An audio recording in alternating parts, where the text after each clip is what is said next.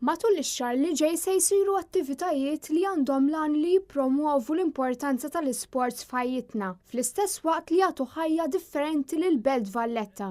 Fost oħrajn se ssir l-ewwel edizzjoni tal-Valletta Beach Volley in the City, organizzata mill-Valletta Volleyball Club li ilu mwaqqaf 10 snin, bl-ambjent se jkun eżatt bħal tal-kampjonati internazzjonali.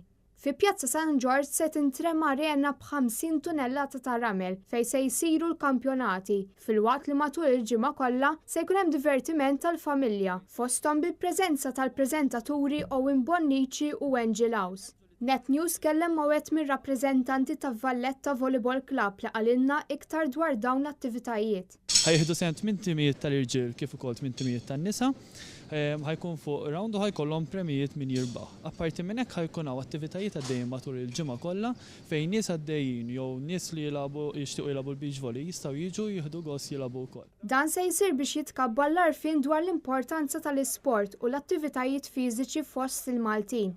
F'din il-ġimgħa dan il-kampjonat mistenni jattira l-attenzjoni ta' dawk li jżuru l-Belt Valletta. Se jsiru wkoll dimostrazzjonijiet, logħob u attivitajiet għat-tfal minn coaches professjonali biex jiġu introdotti għal volleyball. Dawn l-attivitajiet se jsiru fi Pjazza San George mis-17 sal-21 ta' Lulju.